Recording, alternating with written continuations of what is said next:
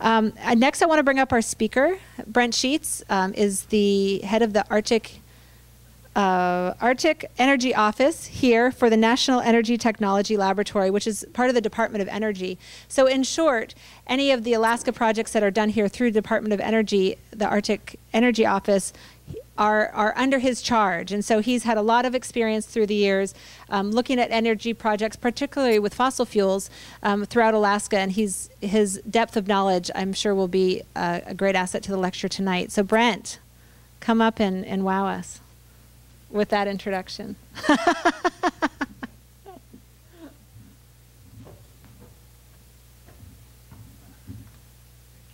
welcome. I only moonlight in coal, though. I'm more of an oil guy. You're more of an oil guy. All right, this is going to be an experiment for me, too, because my glasses broke, and now I'm working on contacts. My entire life, I've never had contacts or anything, so hopefully my eyes will work during this whole thing. You just hit F5. Oh, that'll be easier. Theoretically.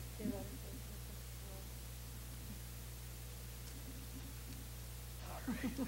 Now we're going to have to. All right, there we are. Well, I heard it was at the Blue Loon, and I guess I better talk into this if it's being broadcast, right? Okay.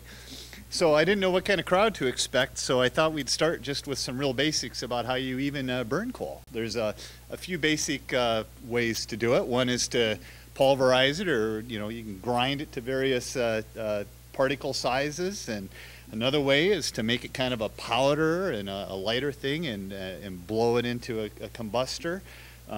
Those are kind of the basic ways. Pulverized coal, just kind of crushing, it's been around forever, and it became widely used in the 1920s, 1930s.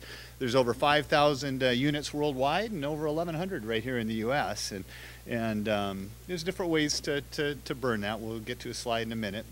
Fluidized bed combustors are really an answer to the acid rain issue at about the 1970s, when that was all big. That's when fluidized beds came into being, because they're low NOx, low SOx kind of burners, and a lot of that grew right out of research at the National Energy Technology Lab. I've been with the National Energy Technology Lab about 10 years. I've been with the Department of Energy about 25 years. National Energy Technology Laboratory, just to give you a little bit of background, is the nation's only national laboratory dedicated to fossil energy. Our big research campuses are in Morgantown, West Virginia, and Pittsburgh, Pennsylvania, coal country. We also have a research campus in Albany, Oregon that deals with materials. And some of the materials that they deal with are like refractory lining materials, how to make them last.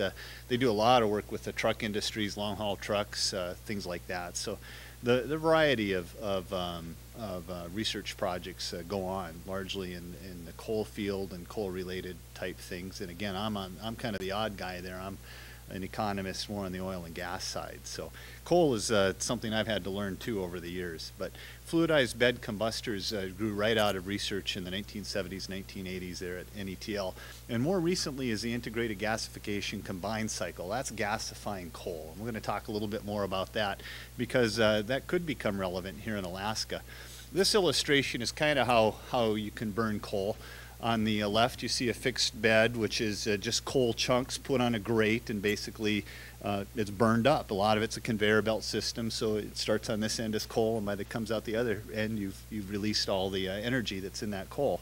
A fluidized bed, if you will, is just picture your wood stove at home when you got an inch or so of coals in the bottom. That's what a fluidized bed is. You got a deep bed of coal, and you can put biomass in there. It's wonderful. You can burn all kinds of stuff in a bubbling bed or a fluidized bed, but you bring the air up underneath, and it pushes it through in jets, and it kind of makes it look like lava. Just kind of picture something like that. And the advantage of that is you can burn things at relatively lower temperatures, and so that avoids the NOx emissions, and that's how you get through there. And those little lines running through there are to illustrate the steam pipes. That's what you're actually doing. It's a fancy way of boiling water, so you can run a steam turbine. A circulating bed is kind of the same concept as a bubbling bed, but the coal particles are a little finer ground, and the air jets are much more turbulent. It's not just a bed of ash or a bed of coals on the bottom all being there and then the heat rising. The actual coal particles are being circulated around. And the reason that you do that is you get a whole lot better sulfur capture. You put limestone in there, which is kind of a sulfur sponge, and it's a much more effective way of capturing that. But also, you get really good heat transfer rates to the water jacket that's around it, because you have a lot more of the swirling particles touching the lining of the combustor area. And then the pneumatic transport or pulverized fuel, firing, you grind the coal up to almost a talcum powder kind of thing, and you blow it through a nozzle, and you burn it that way. And you can also do different things with that, like control the amount of oxygen that's in there, and so you burn it partially, and then it goes through another burner, and that also does a lot for controlling your emissions. So this is just kind of a schematic to show you how a typical coal plant works. You bring the coal in from the left, you burn it in the boiler. You see kind of let's see if I can use a mouse to work things. Nope, I can't. But you see the starting over there on the turbine. I'll step away for a second. The water is coming up through here, getting heated into steam. The steam goes over here, turns the turbine, and the water condenses, gets fed back to the system. That's largely how just a very simple, overly simple illustration of how a coal plant works. And the emissions are captured with scrubbers there in the stack.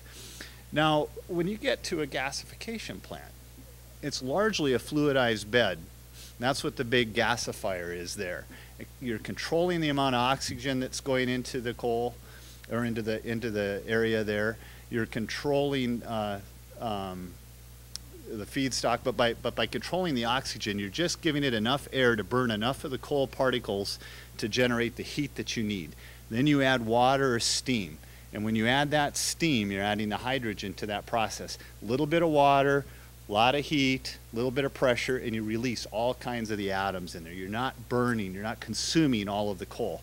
Instead of thinking of coal as a black rock of some sort, think of it as a way of holding all those molecules and all those atoms, and by adding just a little bit of heat, the right amount of heat, and the water to it, you're breaking all those compounds apart. So you're not consuming them by burning them, you're breaking them apart, and then that becomes a gas. This is also working under tremendous well, I shouldn't say tremendous, under a lot of pressure, anywhere from like 1,000 psi to 2,000 psi.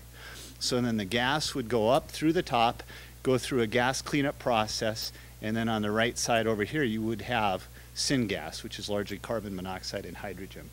And with that syngas, you can do all kinds of things. It can become feedstock for chemical refineries, various things like that.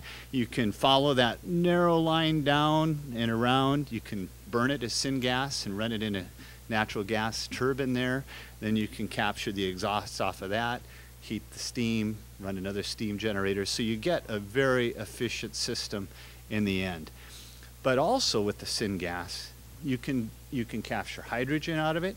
You can capture carbon dioxide out of it.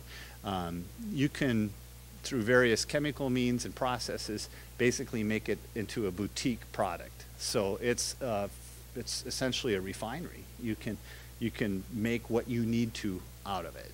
And that's why gasification is kind of the technology of the larger plants where people are headed overall. But it has to be larger plants because it's pretty capital intensive. But it does give you tons of flexibility. One of the projects that the Department of Energy had here was we were working with Agrium before they went out of business to turn their fertilizer plant into a coal gasification plant, because you can make ammonia fertilizer out of syngas and coal. So just kind of a simple look at it is anything that's got carbon in it, you can turn it into a synthetic gas. I have a brand new fireplace insert at my house that I'm pretty proud of, and it's one of those EPA certified ones that does a secondary burn on the top, and you see that little, it catches the gases and ignites it, and it's just beautiful. That's kind of what's the same concept is here. You're capturing the gases that are coming out of the coal. So what can you do with it? I was talking about how flexible syngas is. through gasification process, you can make argon, oxygen, carbon dioxide. It's real easy to capture the sulfur this way. Of course, you can make steam into electricity. You can make, using the syngas, going across to the combined cycle part, you can make hot water, electricity, or you follow that syngas stream down in the chemical production, hydrogen, carbon monoxide, ammonia, synthetic natural gas, industrial chemicals, methanol, or has been proposed recently here in the Fairbanks area out at Eielson Air Force Base, you can take it as far as the Fischer-Tropsch process, and you can make liquid products, fuels to run various items. So common things that you use every day sometimes come out of these kinds of refinery plants. So this is an example of some of them.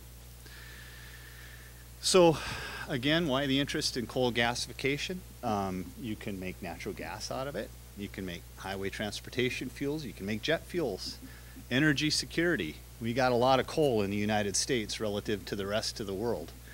And then gasification can be a baseline technology for hydrogen if we're going to start using hydrogen fuels, synthetic natural gas, other things from coal. And it's the fundamental way of, it's becoming the fundamental technology for capturing CO2 down the road. Just a little bit more about energy security. This pyramid represents the coal reserves in the United States. And the top of that pyramid, 267 billion short tons, is what is economically recoverable coal within the U.S. We use about 1 billion short tons a year, so that's 250-year supply roughly of coal right there in the demonstrated reserves. And the 227 number below it, that is the amount of coal that we know is there, but it's not economic to get right now. Cool.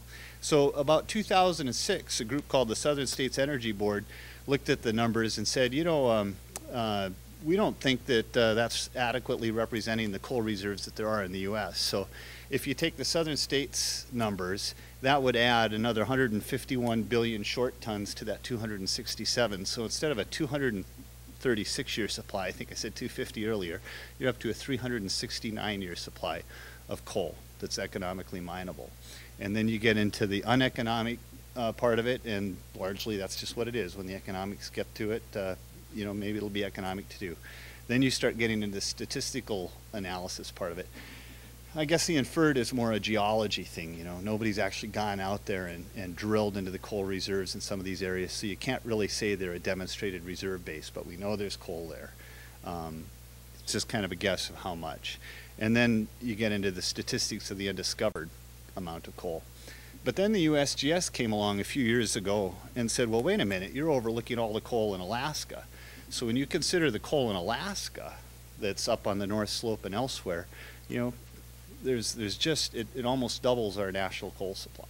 So we've got hundreds of years worth of coal here. So you can sort of see why it's a priority of the Department of Energy to look into technologies that might bring that coal to our economy and to make it useful. And then just another quick aside, because I'm more of a fossil energy kind of guy in terms of oil and gas. The red slice of, well, let's look at the whole pie. This pie represents the entire U.S. endowment of fossil energy that we know exists. You notice a huge chunk of it is methane hydrates, which we could talk about in just a little bit. But we've got, essentially 400 billion short tons of coal, plus the 226 billion that the Southern States Energy Board says that we have, 22 billion barrels of petroleum, 32 billion barrels of oil equivalent of natural gas. And all of that is just that little red slice that's there. So in other words, we still have about 98% of the fossil energy endowment in the United States that's waiting for technological advancements in order to take advantage of it. And methane hydrates is the largest piece of that. And I don't know, how many of you are familiar with methane hydrates? Does anybody kind of know? Good. I won't spend too much time on it then. But yeah, well, it was two reasons. Largely financial. Our budgets were cut dramatically. And then the stuff that, what he's referring to is the Department of Energy had a project in Barrow. Barrow's gas field is really interesting. They have 2 or 3 wells that are anomalous. Over time, a natural gas well should be losing pressure and watering out. And in Barrow, there's a couple of gas wells that aren't doing that. And it's kind of got people scratching their heads. Well, why are these wells not losing their pressure? Why aren't they watering out? One of the theories is that their hydrate drives wells, that well is completed into the methane hydrate zone. Methane hydrates is the methane molecule frozen into an ice clathrate structure. And the way that you get this methane out is if you either melt the hydrate, which then would release the methane molecule, or if you lower the pressure, because it's in a very narrow zone of pressure temperature arrangements. So by drilling into it, you've essentially lowered the pressure of that reserve, which also would throw the methane out. In that specific case in Barrow, Department of Energy had agreed initially to go in and help drill a monitoring well to take a look at why that well is behaving the way it is. But there was a couple of things. The costs were a little higher than the original estimates were, and our budget couldn't take it. And then the other reason is that when it was all said and done, we weren't sure we were going to learn any data that we hadn't already pretty much learned in terms of just characterizing how the methane works. Ultimately, what we're after in the Department of Energy is to come up with a known and demonstrated production technique to get at the methane hydrates. And we had to preserve our funds. We have about $30 million worth of hydrates work to do, and we have about $10 million at our disposal right now. But along those lines, we are moving forward with a project with ConocoPhillips on a methane hydrates well, and we actually are spudding that well on the North Slope on March 27th. So next week, we'll be spudding that well. And that's an exciting project because, I'm a little bit off track here, but since you got me on methane hydrates, and it is such a big resource, if you take CO2 and you inject it into a methane hydrate, the CO2 molecule will drive off the methane molecule, and you will produce the methane and sequester the CO2, and all of that hypothetically while the ice clathrate structure remains intact. So you're not destroying the hydrate at all. So it's an exciting prospect, and next year we're going to be taking with ConocoPhillips some CO2 up to the North Slope and injecting it into that well that we're spudding on the 27th, just to sort of see if it works in the field.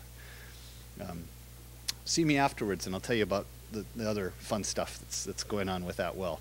But methane hydrates resource is gigantic. But let's not let that take away from the overall picture that the fossil energy endowment in the United States is huge. And what we need is the technology to get after it. We don't have the technology, like in the case of viscous oils, which is every bit as challenging as hydrates, but we don't seem to be putting the emphasis on it. We have hydrates, and then we just oil shale in the lower 48, and then here in Alaska, we have all this coal on the North Slope that just isn't economic to get at right now because it's so far removed from the market. But altogether, we have 43 times the world's proved oil reserves right here in the U.S. So from an energy security point of view, going after coal and making it into a liquid product is a good way to go. Some of the barriers to using coal are indeed the concern about CO2. Well, what can we do about CO2 overall? Well, we can conserve the energy that we use. We can switch to lower carbon fuels. Along with some of these newer coal technologies, you can be burning municipal solid waste, you can be burning biomass, very much fuel flexible items.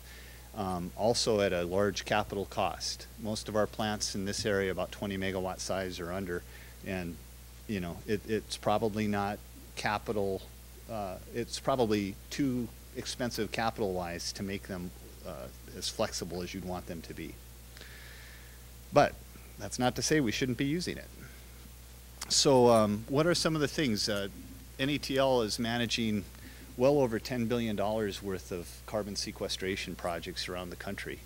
Some of the ways that you can sequester it, you know, terrestrial sequestration, just plant trees and let it absorb the CO2 out of the atmosphere and store it into the soils. Or if you follow the flow chart, you can capture the CO2 at the point source. Power plants, various manufacturing plants. What do you do with that CO2? CO2 is amazing when it comes to oil recovery. You can inject it into oil fields and probably see 8 to 11% increase in your oil production in most cases. You can inject it into coal seams and it will drive off the methane that's found in the coal seams if you have your gas wells completed into those. A number of things that you can do. And of course, we're looking at just geological sequestration, putting it into aquifers or abandoned or depleted oil fields. Some of the problems that you have with that, though, are how do you know it's going to stay where you want it to stay? So we're working on those things too. This is just a quick illustration of some of the major carbon capture and sequestration demonstration projects that we have around the country. I'm not going to go through them, just to show you that there are active demonstration projects going on. I can't, because my date is I'm dated. My apologies. Are you referring to any particular project, like the one in Mattoon, for example? Yeah, that's the one in Illinois. Yes, and it is still going. That's another one that maybe afterwards I've got some information on my computer, but I don't know it well enough to be able to tell you off the top of my head. The question was about Future Gen, which is a huge Department of Energy initiative. That's another one. It's kind of like the Barrow Methane Hydrates thing. Department of Energy had agreed to fund it. Then we pulled away because the costs were expanding. And then I guess politics intervened and we're doing it again. But I'm not involved in it, so I'm afraid I don't know a lot about it. But at this point, I'm going to introduce Rajiv Ganguly. Dr. Ganguly is with the University of Alaska Fairbanks, and he's going to talk a little bit about preparing coal. So if you could, come on up. And now I've got to figure out how to do this.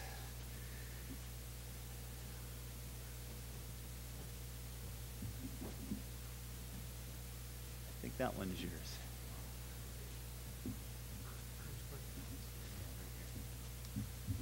Thank you all for coming. Brent has done a really good job of discussing the energy options there with coal. I have a very narrow technical section in here as part of that, and unfortunately or fortunately, some of my research that I would have normally presented is currently classified, so cannot discuss it. I never knew I could go to prison for crushing coal, but I can. So, you know, one of the projects I have is an ultra cleaning of coal. Now, this is, you know, I looked at this aspect of coal cleaning primarily from a cost perspective. If CTL ever comes to Alaska, you know, gasification, so on and so forth, you know, one of the things that makes gasification very expensive is that the coal pollutants, they actually wreak havoc on the gasification units. You know, as Brent alluded to, you know, there's high temperatures and pressures involved, so contaminants, you know, they end up causing a lot of maintenance issues, all the way from gasification down to the downstream processes, whatever they might be. You know, you saw various multiplexer type arrows going out. So any one of those streams become more expensive because of the contaminants. And one of the things you could do, and this has been done in Australia, you know, here in the United States, coal research is tied to price of oil. So whenever the oil goes up, everybody realizes, hey, there's coal, and we put some money into it. Australians have been doing some of this research for a long time, and they have really done a good job with ultra cleaning of coal. And they're actually taking coal, cleaning it down beyond what we normally do, and they're gasifying that, and there's pilot plants now. And I thought, you know, we should look into something like that, because that's going to bring our costs down, which makes gasification more realistic here, so, or more possible, if you will.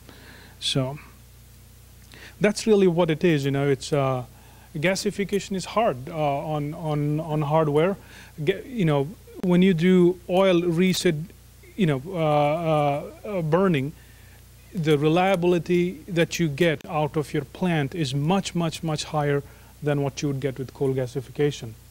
And one of the, I'm a mining engineer by training, and if you ask the industry here, most will tell you they add about 20-25% to the cost just for the logistical side, the transportation. So something costs you $100, you add $25 to it because you have to bring that to Alaska to a location. And so when you look at the railroad, the constraints about the car sizes and how many tracks you have and all of these things, they become a big challenge. So to me, I know there's at least 1 or 2 maintenance people in here.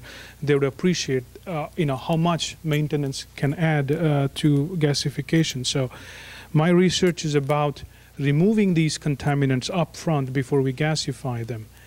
And typically in coal, say if you look at the one that is mined here, about 8 to 10% ash, and this is the ash that you want to bring it down. And here is from a project in Australia, and really want to look at silica, for example. That's one of the ones that's a massive cost contributor in terms of contaminants. And what they have done, following a series of processes, they have been able to bring down the feed coal, which is 8.3% ash, down to 0.15% ash, which is very small now. The coal industry does do cleaning of coal in a traditional mineral processing sort of a way, where you upgrade a 8%, 10%, 12% coal to maybe 7%, or 8%, depending on what your client wants. But this is hardcore stuff. So what we are talking about is taking cleaning beyond the traditional mineral processing. And so in Australia, they have been able to do that, and I wanted to see if we could do that here. So primarily, it's leaching the coal in acid, and the trick is to match the acid to the contaminants in your coal. So what works in Australia won't work here, and so that's what we're trying to find out, what will work here. And then the other thing is the grind size is important. You have to actually grind the coal fine before you can leach it.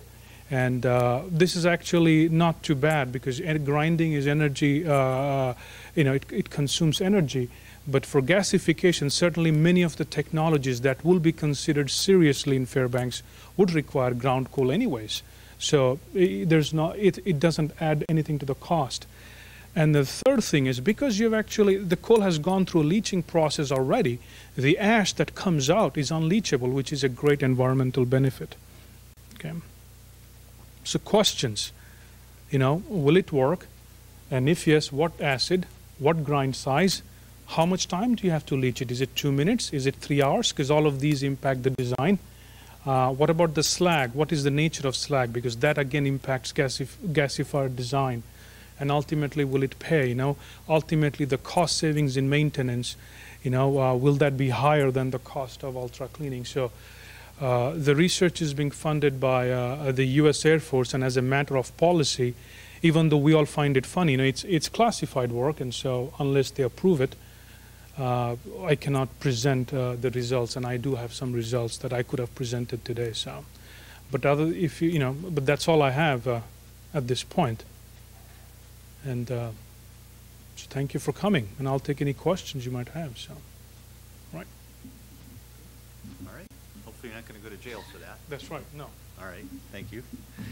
So Rajiv is working on some very real issues for here in Alaska, and pretty soon we'll get to chat some more about I think some of the issues here in Alaska. What I've been giving so far is just kind of a primer, and I got to learn a different computer here. There we are. Okay, so there's been a lot of talk about carbon capture type legislation, related legislation, cap and trade. That's what I was looking for. So NETL has this whole analytical division that I'm not a part of, but they sit back there in Pittsburgh, and I've been visiting them, and they don't have ivy-covered towers, but it is kind of a nice building that they're in. So anyway, well, they did an analysis of the coal plants that there are in the United States, and they basically divided them into 3 sizes: small, which is up to 250 megawatts, the mid-size, which is 250 to 600 megawatts, and then the large, greater than 600 megawatts. And they said, well, what is the impact if we have to start capturing the carbon of them? So of the small plants, 10 to 250 megawatts, there are about 500 units in the United States, and the capital costs of retrofitting them are so prohibitive that about 369 of those units would have to be retired. They just aren't worth keeping going. The mid-size is 250 megawatts to 600 megawatts. 92 units probably would be retired. They probably aren't worth retrofitting to capture the carbon. The costs aren't there. And oh, by the way, of the remaining units, it's going to take just 3 of those average size units to handle the ancillary load that's involved, the energy, the parasitic load that's involved in separating the carbon and then in pumping it into sequestration or wherever else you might take it. And of the largest units, those are 600 megawatts and larger, there are 180 of those units around the United States. And NETL estimates that about 29 of those units would have to retire, that they aren't worth investing in, that about 20 of those units would have to be used just to handle the parasitic load associated with it. So there is going to be quite an energy cost to this thing. This cumulatively represents about 1/3 of the electricity that's generated from coal in the United States. So we would have to be prepared to close or lose potentially about 1/3 of the coal-fired power plants in the United States. Some other ways of looking at it is if you look at the cost per kilowatt, the capital cost, if you just have an average IGCC plant, which is the largest, most efficient plants that you have, it would cost about 36% more to build one of those plants if you incorporate all the carbon capture technology. A pulverized coal plant, which is kind of akin to what we have here, if we were going to build them new, the costs of carbon capture technology would add about 84% of the cost. And of course, if you have a natural gas turbine, it would be about 112% more. If you look at it in terms of plant efficiency, what is the parasitic load of running all this carbon capture technology that has to go onto a plant? It's about 20% on the largest plants. So you lose about 20% in efficiency. On a pulverized coal plant, about 32%, and on a combined cycle, surprisingly, 14%.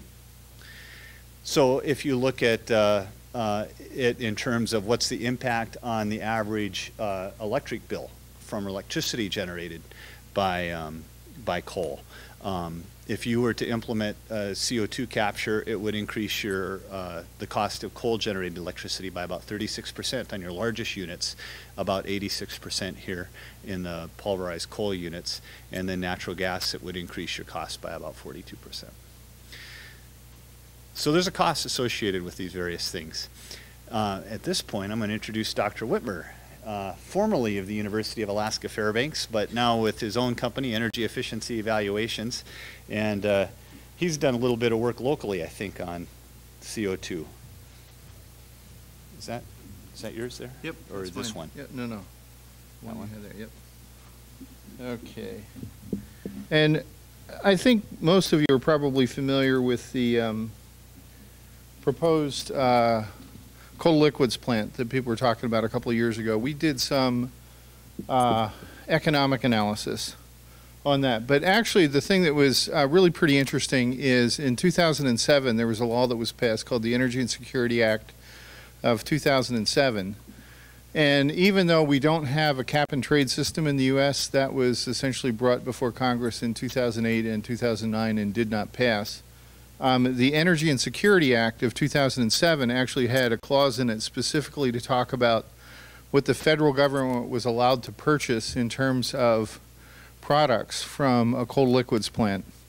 And if you read through this, what it basically says is that if the government, the federal government, is going to purchase a fuel, it has to have a life cycle greenhouse gas emissions must on an ongoing basis be less than or equal to that of the fuel that it replaces. And this is still a current law. There are people that are working at repealing it as we speak, but as far as I know, I don't think they have that done yet. So what does this mean? Well, if you take a coal liquids product, you gasify the coal, you run it through a Fischer-Tropsch process, you make a product from it. The product that you burn, when you burn it, is going to release just as much CO2 as the diesel fuel that you replaced. But of course, it says the life cycle cost. So even with conventional diesel fuel, there's still some additional carbon that's released when you get it out of the ground, you transport it, you refine it. So that's part of the life cycle cost there. But with the CTL plants, there's also those mining and shipping issues. And the other question too is, what does this life cycle greenhouse gas emissions thing really mean? And I started looking in Europe. Actually, people were doing these life cycle emissions calculations. And I came to the conclusions that they were fundamentally religious exercises. That if you read how they go about determining what's included in the life cycle and what isn't, it's like reading the Talmud, you know. You're allowed to walk this far on Sunday, but not that far, and it's incredible, actually. And the problem is that here in the U.S., there is no legal structure for defining what that term life cycle means, and who gets to decide what gets included in that calculation. But what they did here, the Fairbanks project proposed capturing all the CO2 that they could from the plant and sequestering it by selling CO2 to the North Slope for oil producers for enhanced oil recovery, which is what Brent was talking about using before. And when you look at this, the conversion from coal to the liquids fuels is actually thermodynamically relatively inefficient. So you release a lot, or you create a lot of CO2 in that process. And so this green thing here on the left column there represents the CO2 that is produced in the plant but would be captured, and then in the plan they had here in Fairbanks, they would transport that by pipeline to the North Slope. And you can see that actually that green bar there is larger than the blue and red bars, which are basically burning the fuel, and then the transportation and refining stuff that goes along with conventional diesel fuel. And then if you notice, there's a little piece there at the top that says CO2 emitted at the CO2 at the CTL plant. And this is the problem. When Hatch went through and did their analysis, they concluded that they could capture about 82% of the CO2, but they couldn't capture 100%. So all of a sudden you realize that the plant, even when you try to capture as much CO2 as possible, doesn't meet the letter of the law of this Energy and Security Act of 2007. And there's a problem there. So initial conclusions, basically there's CO2 that's being released. So the plant legally couldn't even sell fuel to the government, according to this Section 526 of the Energy and Security Act. And probably the most cost-effective way of taking care of the problem would be actually to buy carbon credits, which people estimate would cost $30 a ton. The problem is there's no legal carbon market in the U.S. And even if you tried to buy carbon credits, there's no way to have that be recognized as being taking care of that CO2. You know, the way the law is written right now, I don't see how you could possibly meet the letter of the law with a plant like that. And the other thing we did too is we tried to do a little bit of economics. You know, Rajiv alluded to the fact that there is a report that's being worked on for the Air Force right now, and we don't have final approval to release the data, but I pulled this out anyway. This is, oh, I'm definitely going to jail, yeah. I used to joke on a couple of projects that my goal was to be at the end of the project and not be in jail. But anyway, if you look at this, the first thing you can notice here is that the cost here, you know, the EIA long-term forecast for crude oil is $80 a barrel. All of these things below the $80 a barrel number just in the capital cost and the cost of feedstock. The green bar that we have up there is O&M, and then on top of it you have the CO2 disposal costs. One of the things that even if you would ship the CO2 to the North Slope and sell it for enhanced oil recovery, given what the oil industry is willing to pay for CO2, the cost of transporting it to the North Slope is greater than the value of the CO2 when you sell it. And so therefore there's a cost associated with disposing of that CO2 even if you sell it to the oil industry for enhanced oil recovery, and it's because of the distance that you have to go and the cost of that pipeline. If you say, okay, we're going to try and store it somewhere else and not get it to the North Slope, it turns out that it costs more because you don't have product to sell. The other thing is that I felt, based on talking to people at the university and in town on the cost of what they were paying for coal delivered to Fairbanks, I thought the $25 a ton coal number was a little bit low. I just did another economic analysis where I put a $50 a ton cost of coal for coal delivered to Fairbanks. And you do that, you peg the numbers up there very close to $160 a barrel. And then the last one is if you try to do it with gas to liquids instead of coal to liquids, you see your feedstock cost goes up, your capital goes down, and actually there isn't as much CO2 produced in a gas to liquids plant. But still, and then the other thing that I should point out too is in these capital numbers, this includes that additional cost of hardware in the plant. So the red bar is higher because you're trying to capture the CO2, and then you wind up with cost of disposing the CO2, and then this whole issue that you have CO2 that you can't get rid of. I'm assuming here in the cost that you actually can pay your way out of the, essentially pay a fine for the carbon that you release, the $30 a ton tax credit. But anyway, that's all I have. So. So another good example of how your local researchers are addressing issues. Let's see here. We're almost done, I promise. I thought that would get an applause. So, in the United States, how is coal used? About 45% of it's used right now to generate electricity. And here in Alaska, let's see here. There we are. Here in Alaska, about 3% of coal is used to generate electricity, 54% gas. We have 19% oil or petroleum products. Going back again to look at the national average for just a minute, it's only 1%. Zipping back to coal, or to Alaska here, if you look at the bottom of the slide there, it's 9.88 cents per kilowatt hour is the average U.S. price. It's 14.91 cents here statewide is the average. And there's a huge range statewide in the cost of electricity. And here in Alaska, or here in the United States, overall, I guess there's 11 new coal-fired power plants that were commissioned in 2010, about 6,650 megawatts, and that's the most that there's been in a good long time.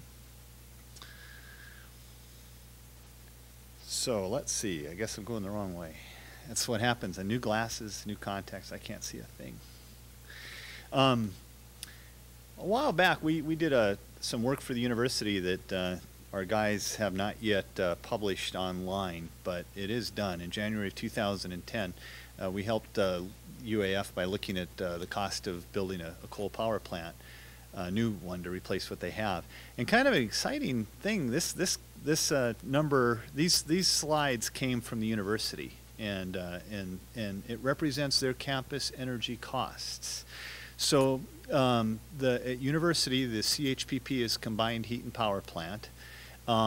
They buy about 3% of their energy that they use annually from Golden Valley, but yet that 3% of electricity that they consume from Golden Valley occupies about 18% of their costs.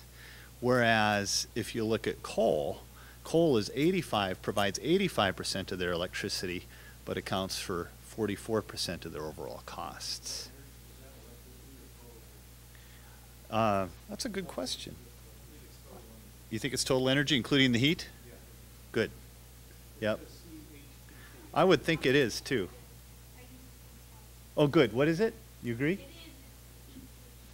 Good. Any other things that you want to point out on this slide? This was a late addition to my presentation.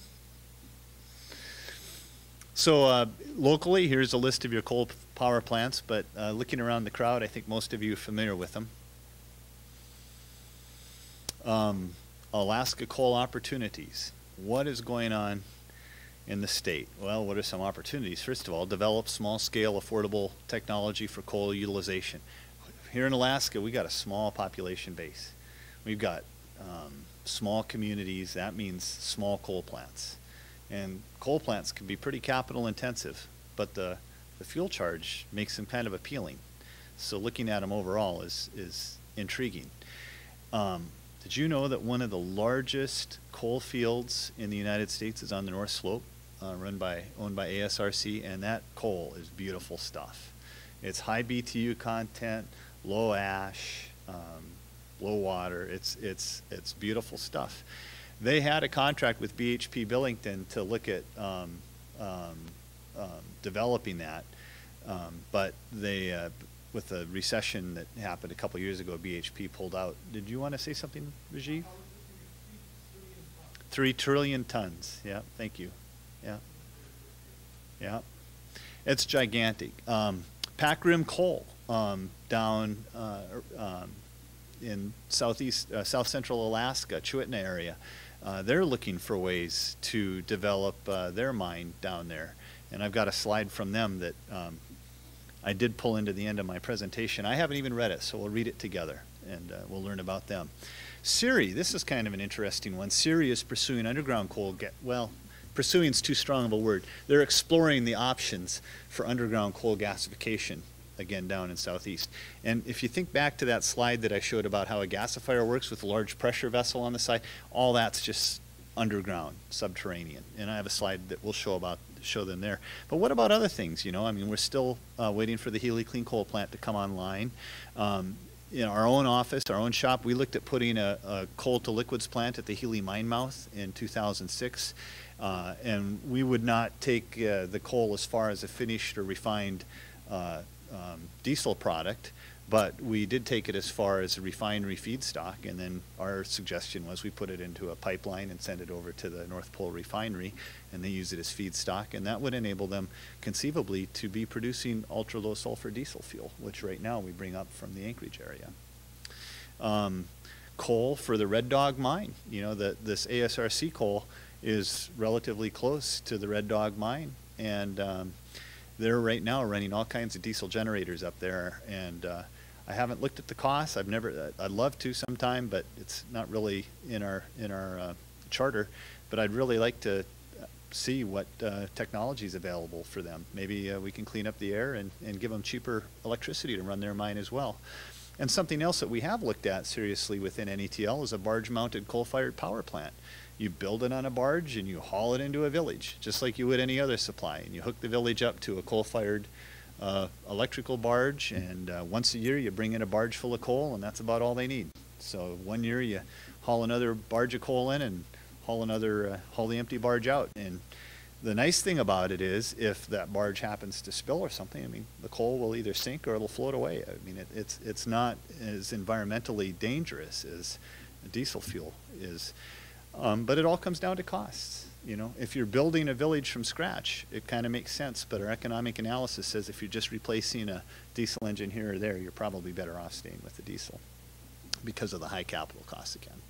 Coal is everywhere in Alaska. It's in our backyards. Our villages are paying tremendous prices for electricity, and yet there's coal fields known to them miles away that we have a history of exploiting with steamships and everything else.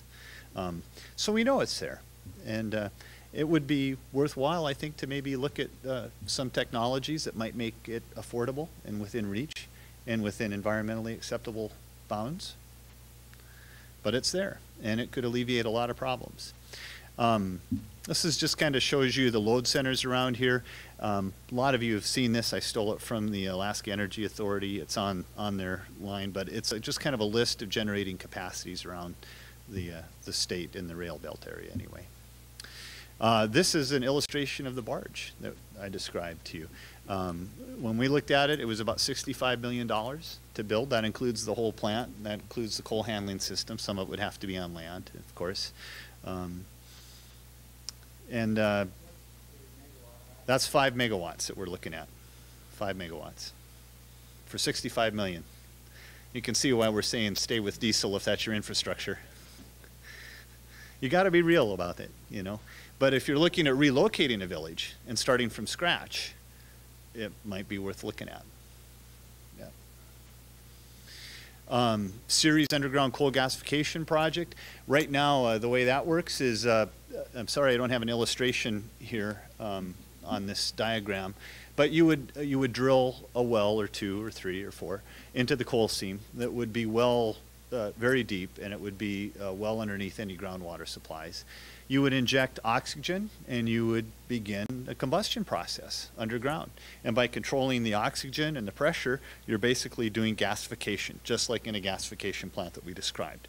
And is that you would also have a well on the far end of the coal field that that as you're creating the syngas in the coal seam itself, there would be enough pressure to push it towards the extraction well on the far end, and the syngas, or the result of combusting, partially combusting that coal underground, would go up that extraction well and into a gas clean. It depends on what you're going to do with the gas. Conceivably, it would be cleaned up, and they are designing their project for a 100 megawatt electric power plant down there. Although the last time I talked to them, it seemed like they were moving more towards just cleaning it up and putting it into the natural gas pipeline system down there. So I'm not really sure what their project is. They're early in the assessment stage. So they're doing a lot of the baseline work. Right now they're still drilling a lot of wells to kind of characterize what they've got in the coal and the coal seams. They are committed to carbon capture and sequestration by way of enhanced oil recovery. There's what is it? I want to say that it's about 3,000 barrels of oil a day that comes out of the Cook Inlet. There's oil fields there, and that would be a natural place to put this CO2. Again, we looked once upon a time at putting a coal to liquids plant at the Healy mine mouth there, at the Usabelli mine mouth. This particular one was going to come out to be about a 40 megawatt plant, and it was going to make about 14,000 barrels of liquid product a day, again as feedstock, ultra low sulfur diesel. And you know, it came with a hefty price tag too, $1.8 billion. But did it make sense? We did this in 2006, 2007. At that time, for the period of November 2004 through 2007, the average price of Alaska North Slope crude was $57.11. That's the feedstock, obviously, for a refinery.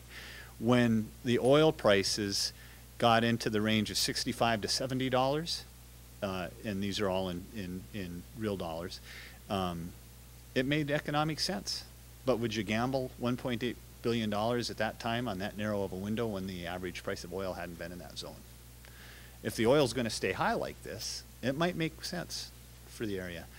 And I'd like to hear from some expert, maybe one of you guys know, if we burn ultra low sulfur diesel in our furnaces, does that help us with our air quality issues here in the area? I don't know. Anybody know? Okay. Well, we should all find out together. That's a good question. And the particulates. Yeah, good point. Thank you. All right, then the Chewitna Coal Project down in south central Alaska. It's on the west side of the Cook Inlet. In that case, they're proposing an 8-mile long conveyor belt to take coal to the Tidewater. They started their permitting, I want to say, in 2006 or 2007, and I know they have about another 18 months of reviews to go to see if they can develop this mine. So I haven't read this slide, and I'm afraid that my eyes don't let me read it, so maybe you guys can read it. And that's all that I have to say. So are there any questions? You guys have been really quiet. No? That's good. All right. Well, thank you very much. Hope that it was educational and kind of fun. Right there. Questions where? I got a couple questions. Oh, fire away. I can't see you, so. You had a slide up there where you showed the increased cost, I think it was, doing sequestration with coal, various kinds of coal plants, and then you compared that to natural gas. Yeah. And I was wondering if that was on a per carbon basis, because as we know, natural gas puts out less CO2. So I was just wondering on that calculation, when you looked at that increased cost, was that just the increased cost, or was that on a per carbon basis? I think in terms of capital costs for the plant, so that would deal more with just the size of it. I guess I can't really answer your question because I stole these slides from the coal guys. So. In general, what could we say about natural gas output carbon per kilowatt or megawatt output per coal? What could we say about that? Well, natural gas is considerably less in terms of output of CO2, absolutely. But it's also quite a bit more expensive to try to capture it from CO2 or from the natural gas turbine because... The diminishing return, you've got something that's putting out half as much carbon. Exactly. You're looking at a comparison that says it's going to cost 112%, so it's not quite an apples and apples comparison. Yep. And I had a question for Dennis. Not really a question, but a comment. Dennis, you used that there's no legal carbon market. And I don't know if legal is an appropriate term because there's probably over $1 billion worth of carbon credits that are contractually bound by companies that are willing to do this. So right, but it is not recognized by the U.S. government as meeting that requirement. So okay, that's what I mean by it's not. You said contractual requirement. There's billions of dollars. That's in Europe and that's in the Kyoto Protocol. In we America, are not signatories to that. There's a lot of contracts that companies have between each other. So what it isn't is it's not government sanctioned, but it's certainly under contract. Right, but I don't think even if you did that, that you would still meet the legal requirement of Section 526. That basically there's no mechanism for recognizing that as a way of managing that carbon. Okay, in so the even US. if you were able to if do you were that, in Europe, the government you could do wouldn't it. recognize it. Right, exactly. Yeah. Excellent questions. Anybody else? No? All right, I'm off. Thank you all.